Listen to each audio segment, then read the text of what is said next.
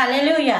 ఇది నా వాక్యము. యోమ్ దెబిరీం 26వ తారీఖు 7వ నెల 2025వ సంవత్సరం. మన దేవుడిస్తున్న చక్కటి మాట కీర్తనల గ్రంథము 62వ అధ్యాయము 10వ వచనం. ధనము హెచ్చినను దానిని లక్ష్య పెట్టకుడి. ఈ లోకంలో ఒకరిని ఒకరు చూస్తున్నారంటే ప్రాముఖ్యమైన అంశం ఏంటంటే ధనము. ధనము ధనము ధనము విలువ ఇచ్చారంటే ధనాన్ని బట్టే.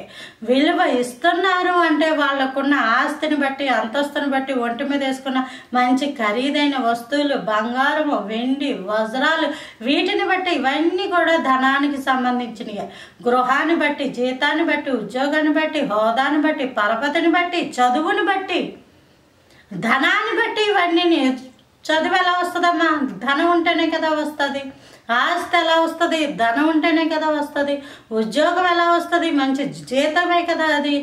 ఇదంతా కూడా ధనం ధనం ధనం ధనం కాబట్టి ఈ ధనము హెచ్చితే దాన్ని లక్ష్య పెట్టకుడి అని ఉంది బైబిల్ గ్రంథంలో. ఒకప్పుడు ఏమీ లేని వాళ్ళు ఉంటారు, వాళ్ళకి మెల్లగా ఏవో దేవుడు దీవిచ్చి ఆశీర్వాదాలు ఇచ్చి ఉద్యోగం గృహం ఇచ్చారనుకోండి, అప్పుడు వాళ్ళని అన్నిట్లో ముందు పెడుతుంటారు. ఇంతకు ముందు వదిలేసి పక్కన పెట్టేసిన వాళ్ళు సైతం ఈ ధనాన్ని బట్టి వాళ్ళు ఇప్పుడు క్షేమంగా ఉన్నారు, బాగున్నారు, వాళ్ళకి ధనం ఉంది అని వాళ్ళని తీసుకొచ్చి అన్ని విషయాల్లో ముందు పెడతా ఉంటారు.